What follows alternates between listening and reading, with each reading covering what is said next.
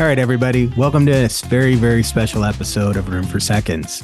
I normally would never go into an opening like this, but the individual that we're about to interview is somebody that is extremely dear to my heart. And I would not be any way, shape, or form the operator that I am today without his help. So for the first time, someone from my Jimmy John's past is joining us to sort of share and reminisce about all the things that we've accomplished together, but more importantly, how he made me the operator that I am. And Bob Norman is somebody that never got the credit that he deserved in that organization and never got the advancement that he should have gotten for the person that he was and the operator that he was. And I owe it to him night and day for what he made me. He taught me the basics. He taught me how to have a heart and at the same time have fun in the restaurants. He taught me the importance of how you hold people accountable and how you put the systems in place that Jimmy had to make us something extremely special. But more importantly, over the course of my training with him, we developed a friendship and a bond that has lasted 27 years. And out of anybody, any day, he's still somebody that I can pick up the phone and talk to about operations or about this to get us to the point where we need to be. Bob Norman is an exceptional operator and somebody that should have been given every opportunity in the world to achieve greatness. And he has now, and he has continued to be a great operator. He is a proud franchise owner and franchise partner and opening up Jimmy John's now across the Midwest. And I cannot be more excited that he is finally getting his opportunity to become his millionaire. Something that I pride myself on and talk about that. That's what I want for anybody that has ever worked for me is an opportunity to reach greatness. He helped me reach mine. And this episode is sort of my way to hopefully get him to continue to reach his. Bob, you will never, ever know what you meant to me, and I look back in all of those days and know I would not have been who I am without you. And without you supporting me, believing in me, and then helping me to get to where I needed to go. So without further ado, please enjoy this episode. But more importantly, remember that everybody that you come across with in your life, when you never think they're going to play an important role, can help change where you go and what direction you go in and help you get to new heights. Bob and Jimmy and several others were those people that made me who I am in this industry. And without them, I would never, ever have the opportunity to do what I'm doing now. Please always thank the people that come into your lives and never, ever take for granted any of them when you have an opportunity to learn from people that you never thought you could learn from. Hey, everybody. Welcome to another episode of Room for Seconds. Today is my honor and one of my dearest friends, but more importantly, the man that I attribute to making me the operator that I am. Bob Norman was the individual that actually taught me the Jimmy John's operating procedures when Jimmy picked up the phone one day and said, "You're going to West Lafayette. You've got to get there immediately. You're going to learn how to run these restaurants." And I've heard the story now from others that I want to break this son of a bitch. I want him to learn how hard it is. He thinks he can do this and all these other things. But I walked into this restaurant not knowing what to expect. And this individual, Bob Norman, who had been at Jimmy John's for several years at that point, took me under his wings and taught me how to be an operator and was the first person that truly believed in me as an operator in this company and then gave me the confidence to sort of go on and do what I did. And I owe him more than he will ever know and more than I ever can repay him because he took a gamble on some young kid, just like Jimmy did, and believed that we could do something really, really special. So, Bob, thank you very, very much for joining. Well, thank you for having me. I know we've been trying to touch base for a while there, but busy lives kind of took over. So I'm glad we were able to get this done. Yeah, but busy lives is most people think, oh, busy lives, I had to go do something. Busy life in both of our worlds where we had an emergency and we were in a restaurant. So you've had to cancel, I've had to cancel, things have gone wrong. And you still, to this day, operate like you did way back when, where you're in your restaurants each and every day. Yes. What's so important and why is that what makes you such a great operator? I guess I get it from how Jimmy taught me a long time ago, and I attribute so much to him. He's been such a mentor in my life, whether he knows it or not. But you can only get out of people what you can only expect what you inspect, and you have to lead by example. You can't expect someone to do something that you haven't shown that you're willing to do yourself. And I mean that just goes, and I've used that so much in my not just my business life, but then it carries over into your life too. As you parent, as you grow and you have kids, and you parent them, you want them to learn how to do things in life too. If you don't teach them by example, they tend to not fall in line with what needs to be done. Yeah. So I mean, Jimmy taught all of us continually, if you can't audit it, you can't manage it. Mhm. And that's sort of the breadbone of what we both of us have made as our calling card. If you can't Yeah. audit it, you can't manage it. The system's broken or something goes wrong. Is it the system's fault or is it the person's fault? And we are black and white operators. And that's the only way we know how to be. So you started with Jimmy John's way back when? November 9th, 1995 was my You first. actually remember the date? Oh yeah, I do. Oh, yeah. Jeez. 3 days after my 24th birthday. They had the date wrong for the longest time. I don't know if they ever, I mean, I'm no longer with corporate anymore, but they had it off, but I think my handwriting wasn't exactly right. So they had it down as 96. But I remember celebrating my 25th birthday. I took one day off that year, and it was my birthday, and I went out and celebrated my birthday. So yeah. So you worked an entire year and took one day off. Yes. I was trying to learn the whole position. The company was still really new. I think the company had 20 stores total when I started. And I think six or seven, there might have been 10 corporate. So there wasn't a whole lot of systems adherence and not a whole lot of training really. So if you wanted to learn, you just put your shoes on, you went into work, and you picked up as much as you could, and you latched on to someone who knew what they were doing. And if they worked an opposite shift from you, I guess you're working your shift and then you're working with them to learn. So it's kind of what I did. So, and you did that forever. So the entire time that I've known you, you've always worked like that. And you've always put in the extra time, but you did so because you believed you were an operating partner. So Mhm. what made the Jimmy John system so unique by calling you all operating partners and sharing with you true revenue and not just bullshit, bonus programs, but true actual revenue? What, how did that make you different or operate differently? Well, every dollar you can save, you get a piece of, right? So kind of wanted to make some money. So um I knew that every minute I was there, I was helping with the efficiency of the store. And I learned that if I wanted something, I needed to make some money for it. The opportunity was there. I had to grind.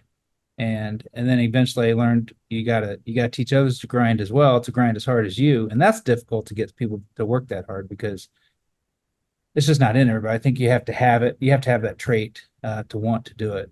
And but that's what really got me going was Jimmy sharing a piece of the pie with us, and just seeing that, being frustrated as an assistant manager, not hitting the bonus and trying to figure out what could I have done differently to help us hit it, and then finding out that the GM at the time wasn't as motivated as I was. So eventually getting that opportunity to be a GM and lead stores to making bonuses, and that was that was really fun to learn to figure that out, and then you can really expand on that and get and make a big career out of it, which I did.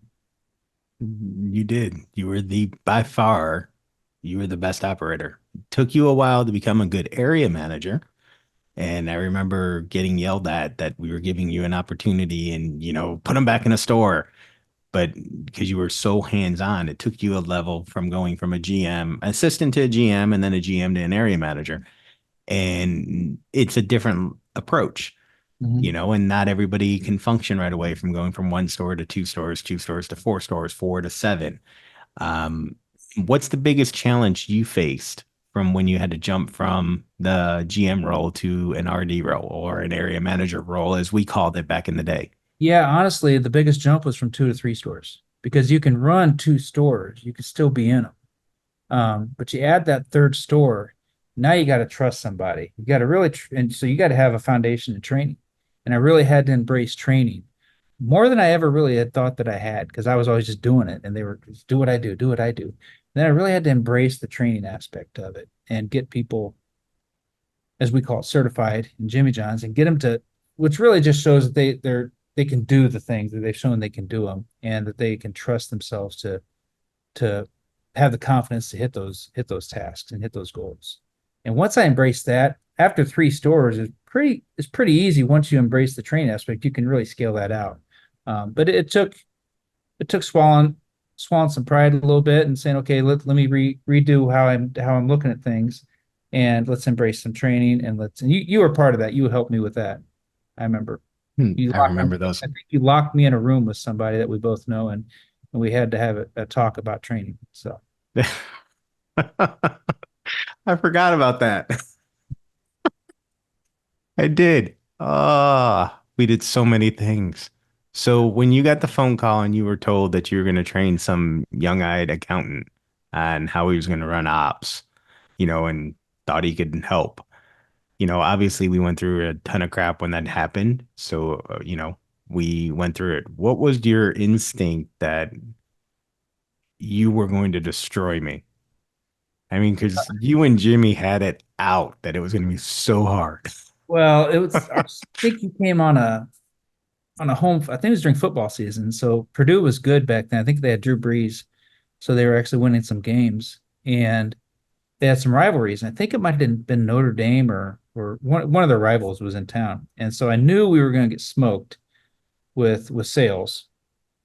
And then with that, we slice everything fresh in the stores. So you got to get ahead on slicing. You basically start your weekend slicing on Wednesday, because your weekend really goes and starts on Thursday. So you got to get rampant on that. And I told Jimmy, I said, well, our slicing list is going to be huge. He said, great, put him on the slicer. It's like, but we have to get the slicing done. So I mean, I'll be on there with him too. He said, that's fine. And so we got it done. And you keeping up with that level of slicing that we had to do. I mean, I don't think people realize how much we were doing. We were doing 40 turkeys a night. And then the next day, the slicing list was, here's another 40. You got to do them. And it's just the nonstop amount. I was trying to figure out what our sales would be to inflation. And it would be one of the biggest stores in the company if we took what we were doing back then and we took it for inflation. Uh-huh. My Yeah, math's because not perfect on it, but it's really good. we've double price, and we were doing that week we were there was like 25 or 26,000. So I mean we would have been at 50 to $60,000 a week store, Yeah. delivery carry out. With There was no one, seating in this damn thing. no, no, we had some bar stools, but we had to pull them back after a certain time, because otherwise the drunks would steal them or throw them or whatever. So we had to really drunk proof the place. Yeah, that was fun. Yeah, we Um, got in trouble for that though. yeah, Like because we weren't supposed to do that and we did that. we did it. I got tired of dealing with broken stuff. So you just pull them back and tell people they can stand up and eat, or they can leave. And It they was it was fun. yeah. I think we had one register. We didn't have POS then, so everything was the regular, just run a register, paper receipt rolls. We had 1.5 cold tables. Uh, And I mean, delivery tickets. Every order had to be handwritten on a mhm, delivery ticket. And yep. then at the end of the night, we sat there and we keyed them all in Hmm. and to You account for couldn't be missing. sales You couldn't be missing any. If you were missing one, you had to go dig through the trash to find it, because it could mean, because it was a bonus issue. yeah. And I didn't mind. I mean, I didn't like doing it, but I wasn't going to let that trash go out without finding that ticket, because I just busted my ass to do those sales. I'm gonna find a way to make that bonus. So yeah, it teaches you. It taught a lot. I mean, was it hard work? Yeah. Would it work today? I think it still does. Well, not the ticket system. It's obsolete, but um, it teaches a lot of discipline that people, I think, are short on these days. A lot of people are short on these days. Yeah, because they don't want to invest in themselves to make themselves better. No. So what we all did back then was we all bought into this dream. All of us, the entire organization was all bought in. We had chips on our shoulders and we wanted to prove we were the best. We were all over promoted. I mean, every one of us was over promoted and we all wanted to prove that we belonged. And so we had this chip on our shoulder that was so unique and different. and we all worked so damn well together. You, me, Chad, Bashimi, I mean, Clint. We Mhm. all were so in tune to what we needed to do every day that when I had the opportunity to then say, hey, we need to do this, you all looked at me and said, I got it. And we just busted our ass harder to get there. And we never wanted to be second best. We never wanted to not say we were the best operators around, and we proved to everybody we were. And it Mhm. was because we had this collective group that all bought into wanting to prove they belonged. And Mhm. it was, I say it all the time, we had lightning in a bottle, and we were so, so lucky that the team that we had and the people we brought in all believed the same way we did. Now, we had some bad hires. One marketing girl I'll never forget was the worst thing we ever did. She lasted, less than 7 months or whatever. I Did I mean, ever so cross paths with her? yeah, you would, but we can't have that conversation on Okay, a podcast. that's fine. We don't want to. Um, but it was just the uniqueness of where we were. And then everyone we brought up, most of them got it, and all we did was preach perfect product, execute the systems, and freaky fast. That's all Mhm. we talked about. And it hasn't changed. Like in every restaurant, it's the same damn thing. And that's what I've learned over the years now. It's, hey, have perfect product, be hospital clean, execute your systems, and then service quickly. Now, again, we don't freaky fast in all the other brands I have, but you got to be fast, you got to be reliable, got to be dependent. The messaging doesn't change. Right. And I mean, that is the benchmark of what we did. And, we all got that. I'll never forget that one night we closed and Jimmy calls me in the hotel room. And mind you, I was told I could spend like 30 some dollars a night, and so the hotel that I was at got condemned like 6 weeks after I got out. It was so bad. Yeah. He calls in the room at like 8:30 in the morning because all right, you got to do your normal job now. I'm like, okay, I'm up. Let's do it. But that was just what we did. Yeah. I I mean, remember used to have our conventions, conferences, whatever, in Chicago. I think that's where we were. And he had worked you like for 90, you'd done like a 90/90 for him, but on the admin side as well. And you weren't there to present something. And people were like, "Where's Greg?" He's like, "I'm letting him sleep." It was like you finally were getting some rest after just and everyone's like, "He's getting to sleep." And I looked at him because I knew that how you'd been grinding. I didn't know the ins and outs of it. It's like, yeah, Greg should probably sleep a little bit right now. He's been burning both sides of it, every day yeah.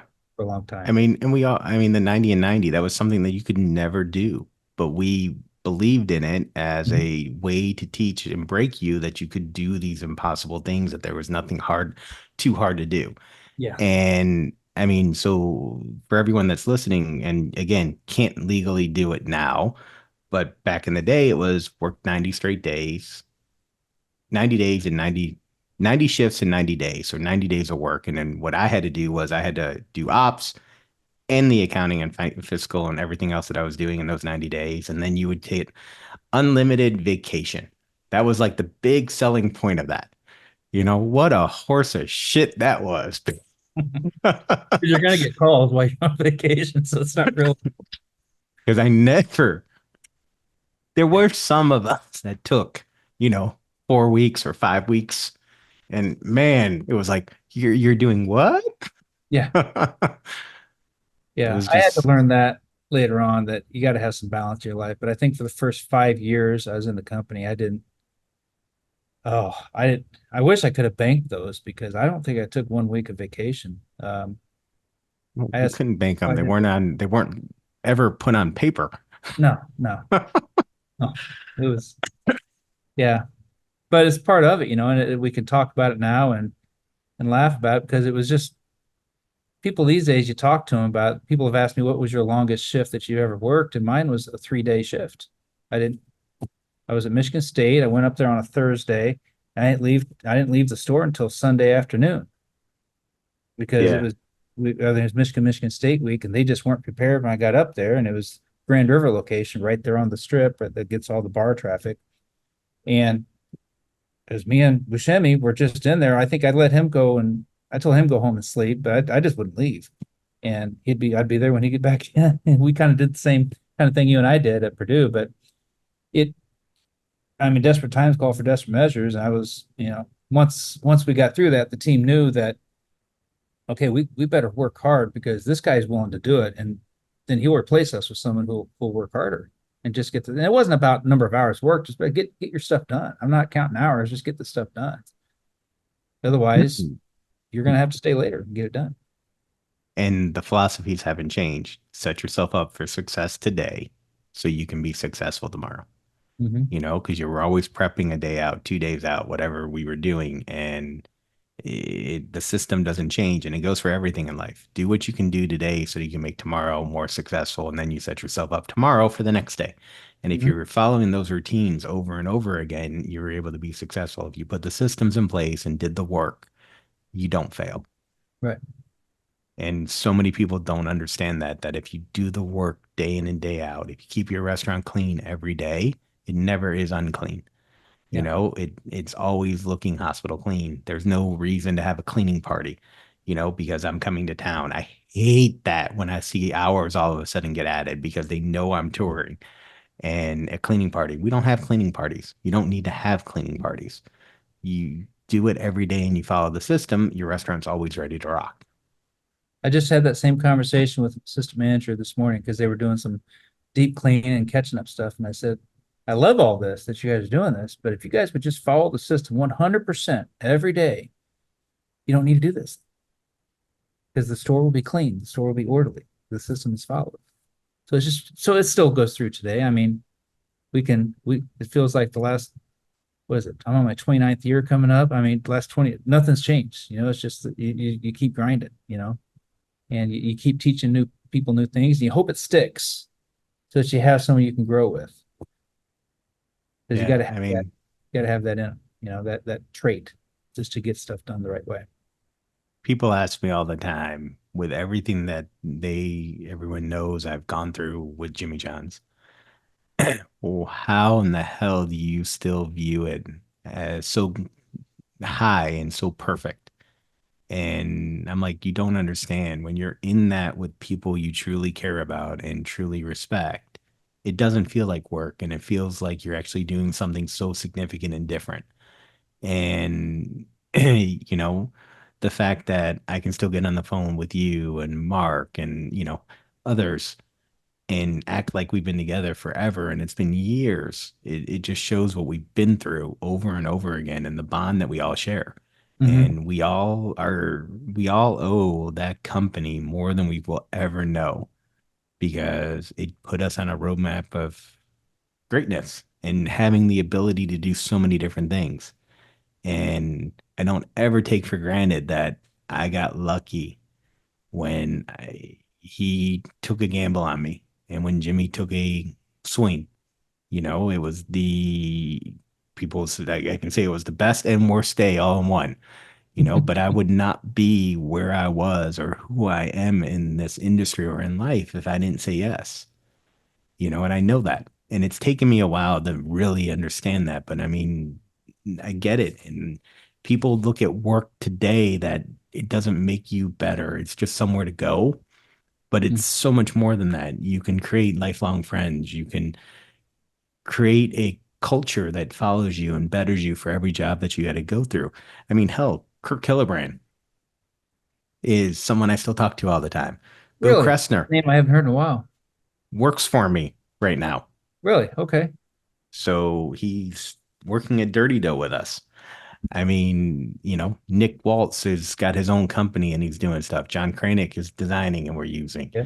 I mean, the network doesn't change. And it's all because we were all there at the same time and we went through things that nobody else gets. And that's how you build a great company, and that's what it takes. Yeah, as companies change ownership, and I know that, Jimmy sold, and with that, some people left. You can't replace that culture because, as you said, there's years of experience there that builds the foundation of that culture. So it's so tough to rebuild that. So as what you're doing with your brands that you're doing now, you're looking back on what you've grown with Jimmy John's, and you're bringing that to it. So it's so valuable that you're able to do that as well. Because you can't fake it. You just can't fake. You can't fake that kind of stuff because you got to bring it. You got to bring it every day, and the team is watching you. Even if you don't think they're watching you, your team members are watching you to see how you do. So as a leader, you've got to be pretty darn perfect every day. I mean, you got to be pretty damn close to perfect every day if you're going to have a high expectation of them, and that's just part of it of being a leader. You gotta embrace that if you want to be a leader. I'm Gregg Majewski, and I've been a multi-unit operator for 26 years. I know how great it feels owning the right franchise brand, but choosing the right franchisor feels even better. At Craveworthy Brands, our hospitality-driven culture sets us apart because we're invested in your success at every single stage of your journey. We're operators alongside you, paving the way forward to give you a head start on greatness. Start your franchise journey at craveworthybrands.com. Yeah, I mean, and to this day, my biggest skill is that I can get people to believe in where we want to go. That was something I learned instantly at Jimmy John's. I had to make you all believe we were going to go where Jimmy told me we were going to go. And that was my job. And I got you all, and I continue to get my team to buy into crazy ass dreams that we're going to accomplish. And, I look at the team that I have now, and Kristen and Cassie and, work, and everybody putting in all these stupid hours right now because they believe in what we're doing. And it's like, holy crap, we're starting to do the same thing, but it's because somebody is dumb enough. And I say that because I was dumb enough back then, but I'm dumb enough now to dream such stupid big dreams that now we have to prove, because if not, I'm going to have egg on my face, Yeah. Well, you and don't hit home runs when you don't swing hard. So you got to swing hard. so, yep, big time. So what do you think was the one mistake we made at Jimmy John's? What did we not pivot to fast enough? Recently, I would say third party delivery and it didn't really affect the Midwest that much because I'm not in big cities, but I think third party was an opportunity to allow the part that we had cornered. We had the whole market cornered with delivery because we owned it. Yeah, pizza places did it, but we were fast, and fast started to not become as important to We just people. weren't fast. We were What's freaky that? fast. We weren't just fast. We were freaky fast. I know, freaky fast. Um, we were so much faster because I remember we would have at conferences, they would put up, here's Chinese can get there in 45 minutes. There was a large number of that can do that. And then it goes less when you get down to, as you shrink down the times, under 20 minutes. We were the only game in town doing that. Um, that became less important to people as more options became available for delivery.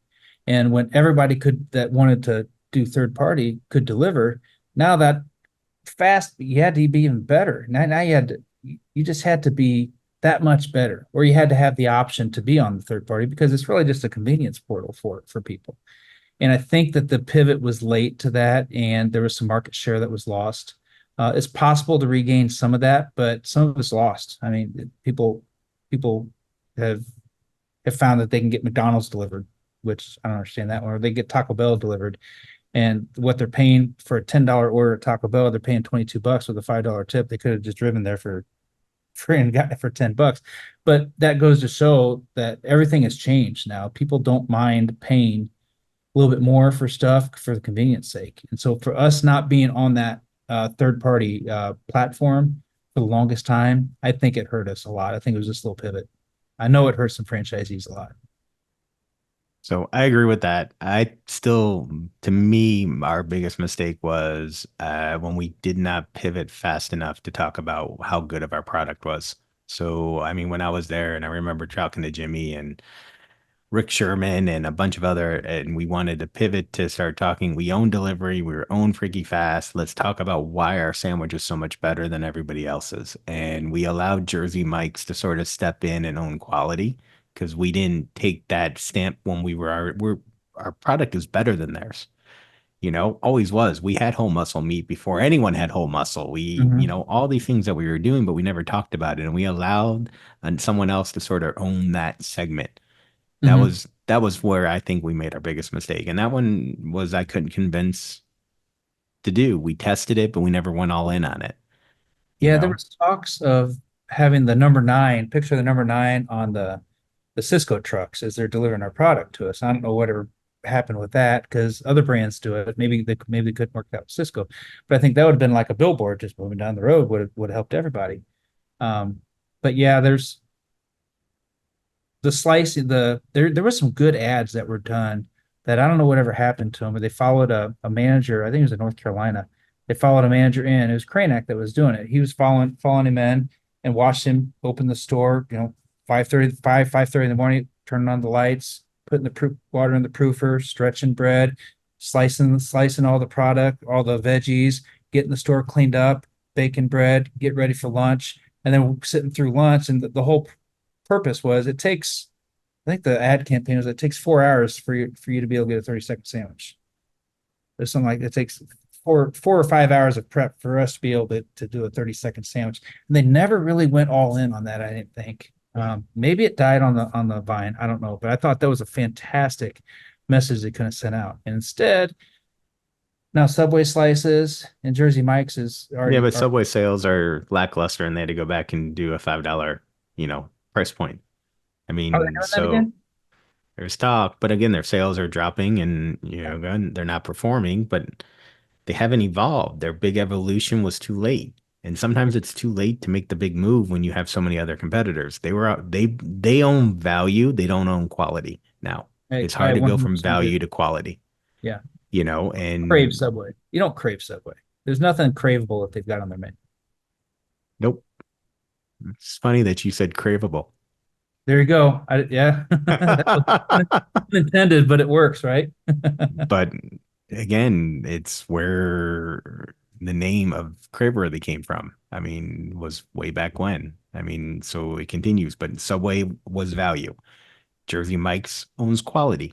Jimmy John's owns quality to an extent and speed, and now you've got to evolve to that next chapter. And whoever has that mission to be able to get Jimmy John's to that next chapter should still be the dominant player.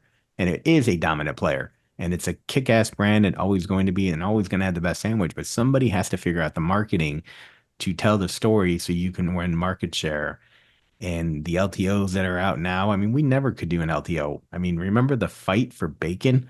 I mean, when Mhm. we added bacon, it was a huge, huge An deal. act of And Congress almost just to add cucumbers or bacon or something like that. And or ranch. ranch took forever, and now it's gone. Uh, It's a fantastic product that we would make in the house. but I mean, we were so stuck in our ways because we knew that if we operated right, you can win and you can. And Raising Cane's is proving that. Yeah. If you operate in your small little window and do it well, you can always do it. And that's what we did at Jimmy John's. And at one point, I would assume Cane's will have to add something as the brand gets longer in the tooth, and you got to be quick to pivot. And chains don't do that as fast as they need to. No, I guess it depends on how big you want to get. I mean, if you want to eventually, if you want to go public, you better have some variety on the menu because the public's going to be saying, well, if I'm investing in you, you got to have this, this, and this. You got to be able to do all these things. They kind of, I think you still have to have leadership that pumps the brakes on some stuff and says that's not what we are, but that's a good idea there. We can incorporate that. You can't be everything for everybody. So I think it's important to stay focused on what we're good at, but also be open to feedback on where the opportunities are, like you said, where we can grab some market share. So, last set of questions, and then we'll wrap up. But explain that I've told the story about how we follow our systems and procedures, and that we would all get together and sort of, hey, if a system was broken, we'd fix it. But if not, Mhm. it was a training issue, and we'd go back and retrain everybody. What was the process like in our ops meetings when we wanted to change a system? What had to happen? How did we have to present it? And then how did we finally get things to actually move? Sure, I'll try to keep it PG. Um, so I think that I was going to mention this earlier, but I didn't want to interrupt you, but a big part of what brought me into the brand was the fact that Jimmy was leading it. Jimmy had his guy he has some people in place, but Jimmy would run the ops meeting. So when he was in town, you wanted to be at that ops meeting. And back then we used to dress up for ops. We wouldn't be in uniform, we'd be dressed up. Thankfully that went away. But we would go in there, and it's now called an issue resolution thing, but it was issue resolution session. We had a different name for it back then. That's where I'm keeping it I'll PG. say it. It was a bitch session. It's a bitch session, yeah. And Jimmy's like, if you don't bring a resolution, then you're just bitching. So if you're gonna, don't bitch at me. Give me the resolution that you got, and then we'll talk it out. And that's really, I think the system and procedures were maybe 2 pages back then. And I remember Chad and I, Chad Ropenick and I would be the loudest ones in the room saying, this one's bullshit. This one's bullshit. We could combine them because we're just trying to. Jimmy's dad always told him, if you can get it on one piece of paper, everyone will read it. As soon as you get past one piece of paper, whether it's 2 lines on the next piece of paper, chances are they're not going to turn the page. And so we're like, why aren't we on one piece of paper? And back then it was simple enough operations. We didn't see why we couldn't do it. Um, I understand now with the level of detail, and I understood soon after that. But it was like we were fighting tooth and nail to get stuff off of there. And then every new person that came in the company wanted to, not going to name names, but they wanted to put things, add things to it. We're like, until you go in the store and you put the key in the door at 5 in the morning, and you go through everything we have to do to get the store ready, and you're ordering stuff, you're receiving orders, going to the bank, you're getting back, you're slicing. If you want to add every one little line to that, that's adding time to it. So you can't empathize with me if you're gonna just put lines on it. And so we would just go back and forth, and Jimmy would just sit there and listen. And more often than not, if you played your case really well and you tied it into operations, you're gonna get it added. But you said some though, you said in a lot of those, and it's like, yeah, this is the war room, really. That's really what I looked at it as a war room, because the door was shut. We could say whatever the hell we wanted. When we left the room, we were all good again. Yep. No one, there was no positions when you were in there, No, no. which was what made us special. Yeah, it was like carving it out of stone, carving those things, and carving those systems and procedures. So it really helps that I was, and I'm blessed to have been in that room, because when people have a question on something, on any how something's written, I can go back in my archives and say, this is why it's that. Because you don't just tell them what's on, you tell them why. And then you get someone for life knowing how to do it. And then they can train them. That's what we always call training the trainer. So Yep. And we did it over and over again. And then when we found somebody that was special, and we had lots of them, we tended to find ways to give them more. mhm, And not just more, but reward them with things that nobody would do, right. to make them part of the family and know what they were going through. So we continually knew what everyone on the team was fighting and going through, so we could help them in every aspect of their lives. Yeah. And it was just so unique and so different. Um, and I mean, the stuff that we got to reward people with were just crazy and so awesome that we did it. You Yeah. And know, there were trips, there were trucks, there were watches, always some nice checks, and people checks. just, There was teeth. There was, IBF treatments. There were, I mean,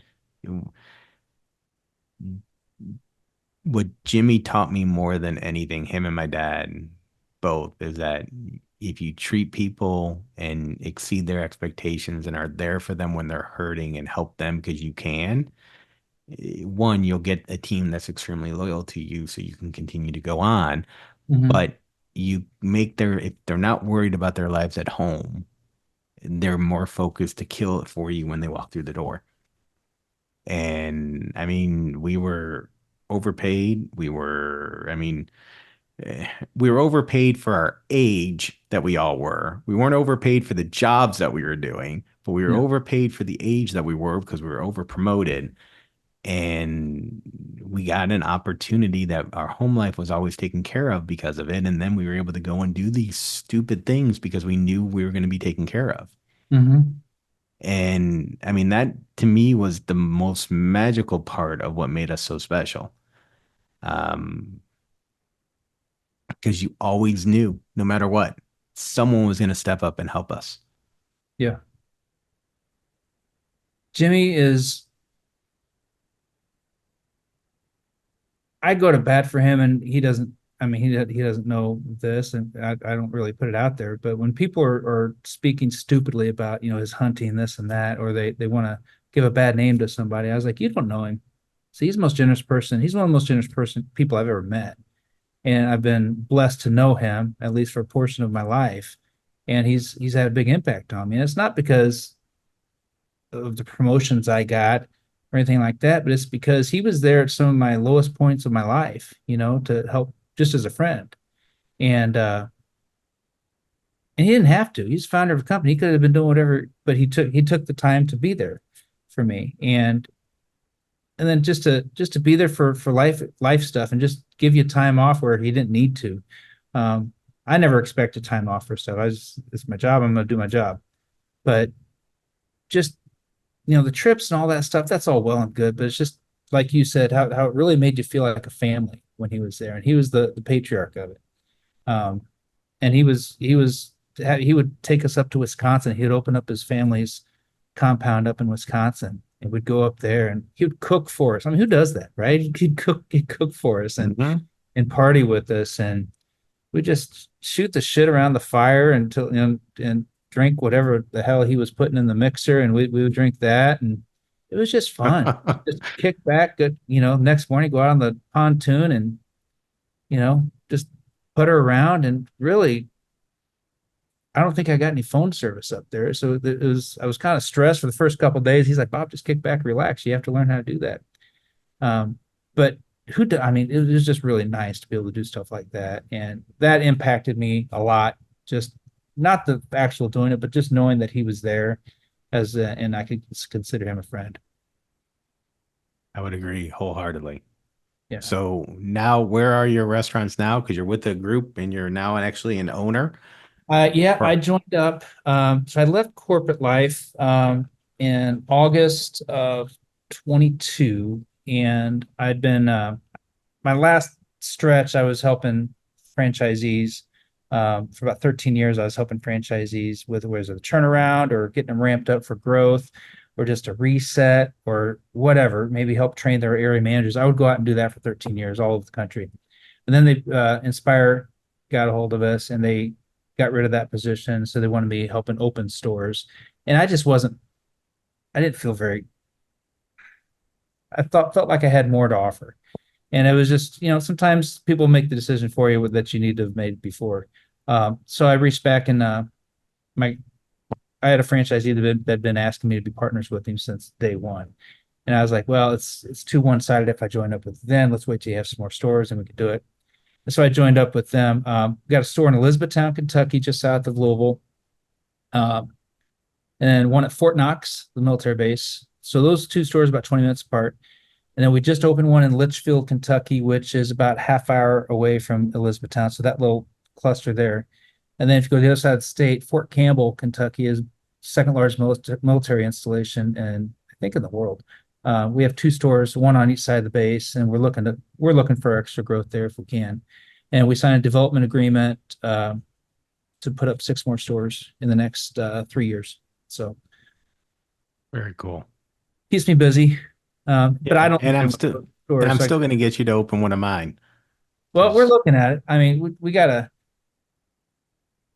I got to build my team. As you said, it's people first. You know that. You got to have your team before you take a jump, because I wouldn't want to do something half-ass. You know that, and I want to make sure I have the right people. So before we ever open a store, let's measure twice, cut once, or I'm measuring it a lot more than twice before I make the jump, because I want to make sure I've always told my people, have a plan A, plan B, plan C.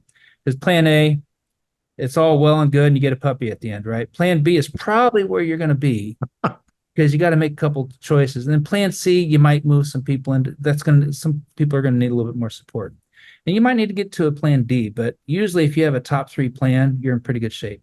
And so with people, that's kind of what I'm always doing, keep my bench updated, keep my depth chart updated.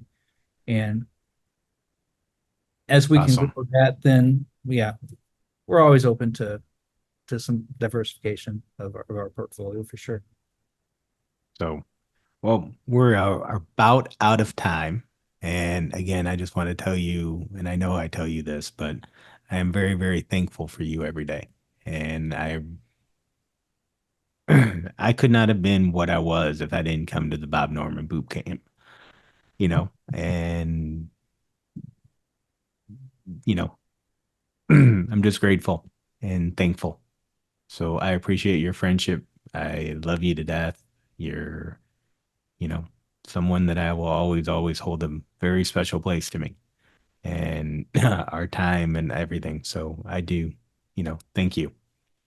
Well, the feeling's mutual, Greg. Thank you so much for thinking about having me on here. When you had Ndamukong Suh on here, I was like, good God Almighty, how am I going to follow that? So I'm glad I did put me right behind him. But I'm so happy for what you're doing. I mean, when I saw on LinkedIn what you were doing, it's like it took me a minute to figure out what it was you were doing with the platform company, or I think it's called platform company, and then you just kind of build off that. And I've been following your progress, and as you know, we've talked, and there could be some interest there. We'll see, but I'm so happy to see what you're doing, and to know that your Jimmy Johns are still rocking and rolling. That brings me a lot of joy too, because I know you started those when there was nothing at that campus, so I mean you've grinded and made it happen. So, and you've raised yourself a beautiful family at the same time, which that takes a lot of balance. You have to create time to do something like that, and you found a way to do it. So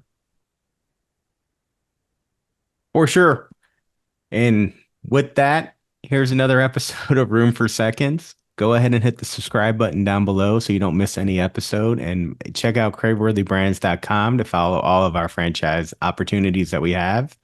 And of course, keep going to Jimmy John's. It is the best sandwich in the world, and it is still freaky fast.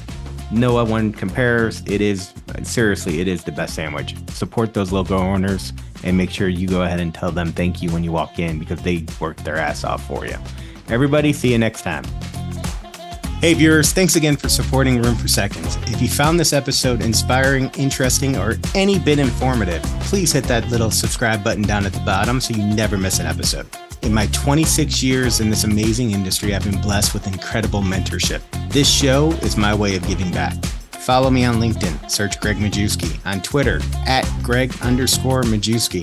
If you still have room for more, visit our website at media.craveworthybrands.com. You'll find more videos, shows, notes, blogs, resources, and an easy way to get in touch with the Craveworthy Brands team. I'm your host, Gregg Majewski. Thanks again for tuning in to Room for Seconds.